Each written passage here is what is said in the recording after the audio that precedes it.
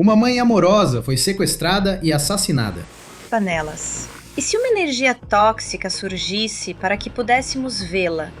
Senti-la, confrontá-la. Em seus momentos finais, ela pode ter salvado a vida de seus filhos de seu agressor, um assassino que já foi considerado um herói. A criança identificou o suspeito como Troy Savitz e ela disse que ele é um vice-xerife de Pinellas. O item que os vice-xerifes dizem estar no centro de um pesadelo de sequestro que terminou em morte. Estamos acompanhando o caso apresentado pela Law and Crime. Eu sou Chris Stewart.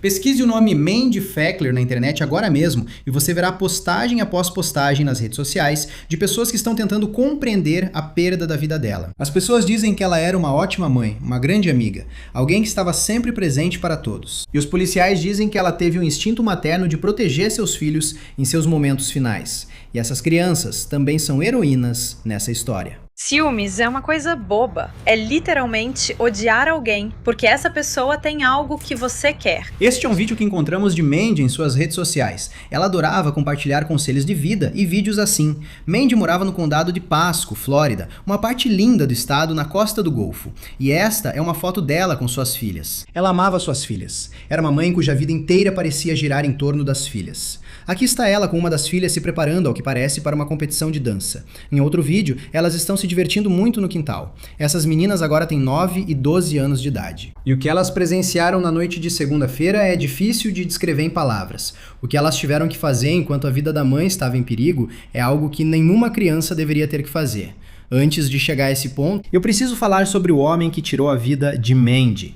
Esse é alguém que vestiu o uniforme de um protetor, mas no final foi tudo menos isso. Esse é Troy Savitz, um veterano com 14 anos de serviço no departamento do xerife do condado de Pinellas. O relacionamento dele com Mandy tinha chegado ao fim. Encontramos algumas fotos que mostram ele com a família dela. Parece que ela não postava muito sobre ele, no entanto. Você pode vê-lo aqui do outro lado do corredor nesta foto, enquanto todos estão em um avião. Agora, não sabemos muito sobre como era a vida de Savitz nos últimos anos.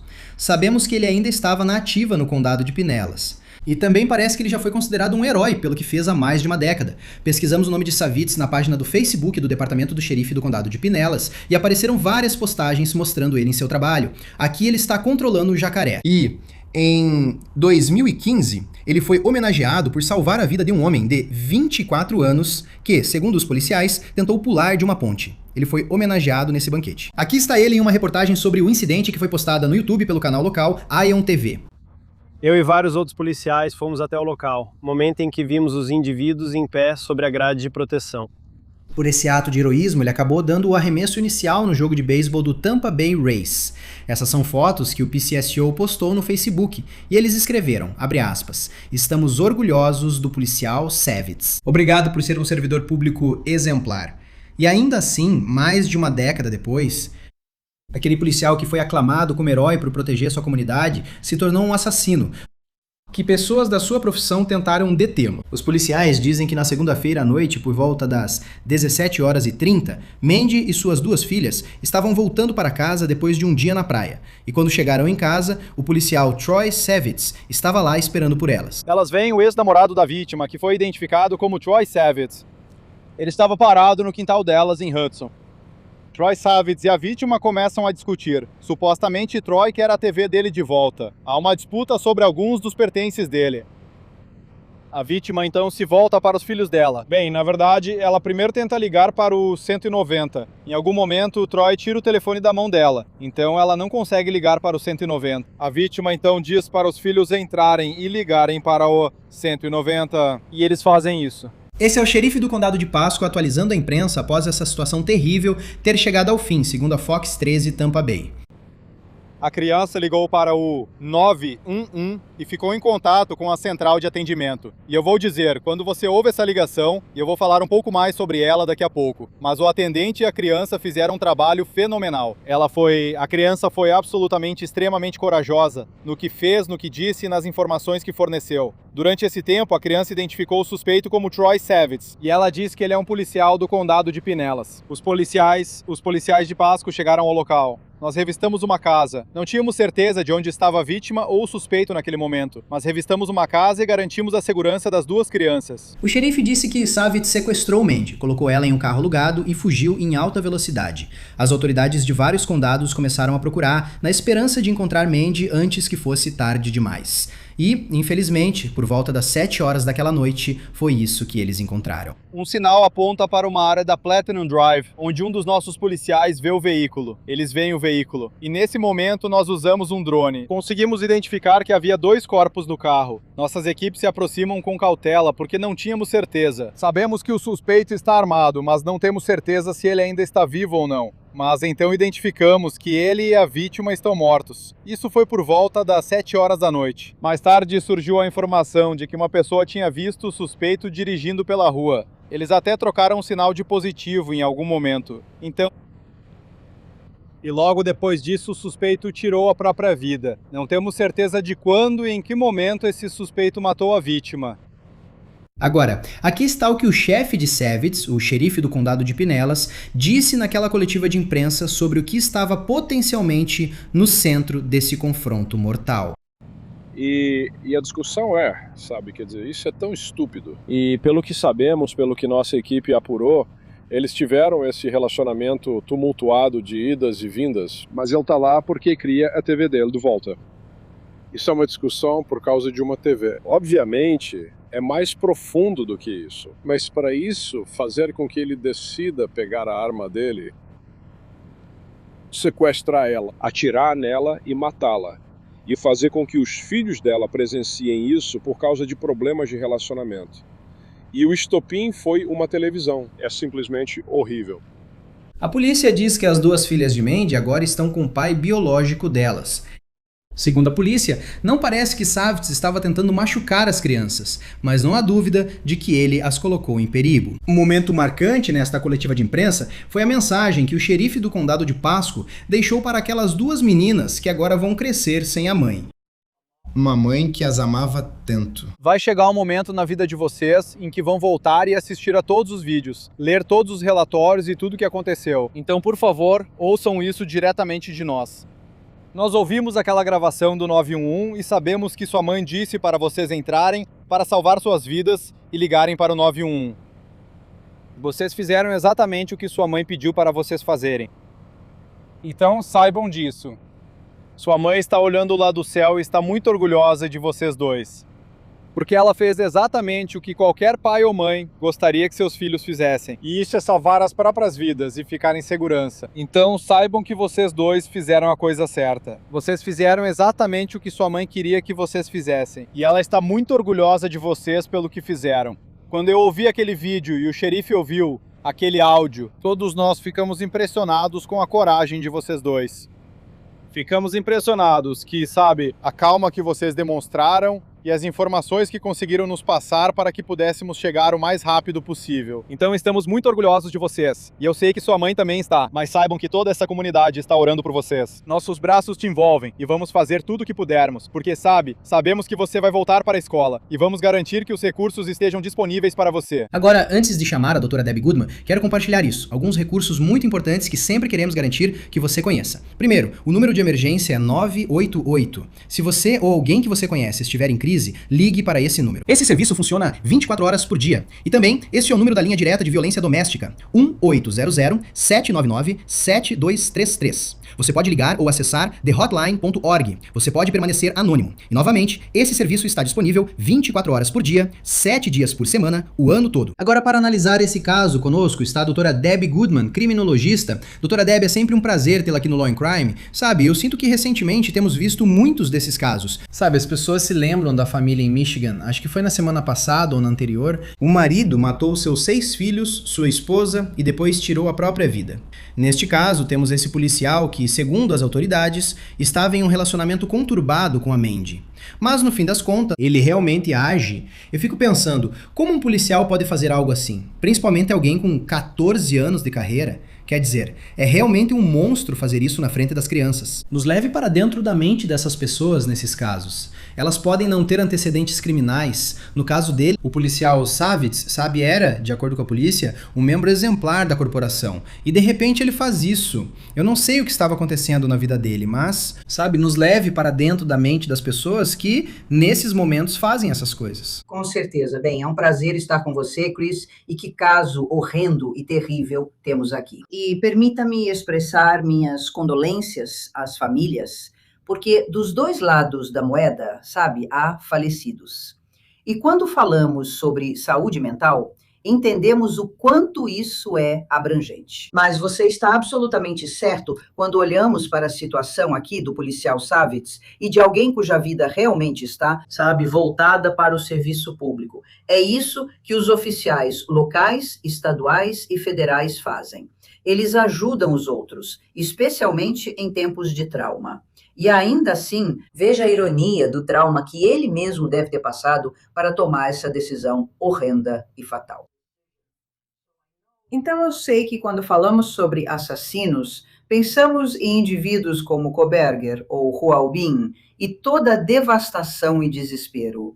Mas ainda assim, Chris, precisamos entender e reconhecer que até mesmo entre vizinhos, até mesmo aqueles que são profissionais, simplesmente não sabemos quais fardos eles estão carregando.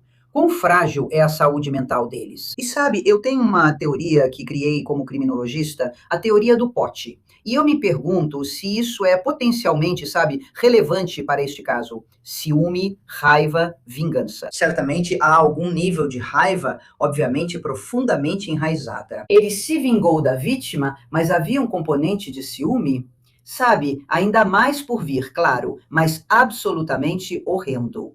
A vitimologia também, aliás, é tão abrangente porque não são apenas as vítimas que perderam a vida, como, você sabe, eles perderam suas vidas. E que triste para os meninos pequenos que agora vão crescer, e para as crianças. E também para outros oficiais locais, estaduais e federais, comunidades. Então, realmente, há muito para analisar aqui. Realmente há. E eu penso no momento em que tudo isso aconteceu na noite de segunda-feira e a polícia diz que Mandy está voltando com suas filhas para casa. Elas estão na praia e lá está Troy. E esse relacionamento já tinha acabado. Aparentemente, eles talvez estivessem morando juntos de certa forma. Ele queria a televisão dele de volta. E eu sei que isso vai além da TV. Mas você sabe, nesses momentos que depois escalam para algo tão horrível quanto o que estamos falando, tipo, não era só a TV, mas a TV tinha algo a ver com isso. Tipo, esses momentos, o que você vê como o significado mais profundo de tudo isso? Bem, eu acho que o significado mais profundo é que a saúde mental em algumas pessoas é algo tão enraizado. E eu acho que a TV foi realmente só o ponto de virada. Mas graças a Deus, como mãe e como protetora, ela soube proteger as filhas e garantir que elas entrassem em casa para a segurança, sobrevivência e, no final das contas, para a proteção das vidas delas. Mas eu acho que quando as pessoas tomam uma decisão, sabe, essa é a parte que a gente não sabe. Será que ele já estava pensando nisso por causa do relacionamento tão tumultuado deles?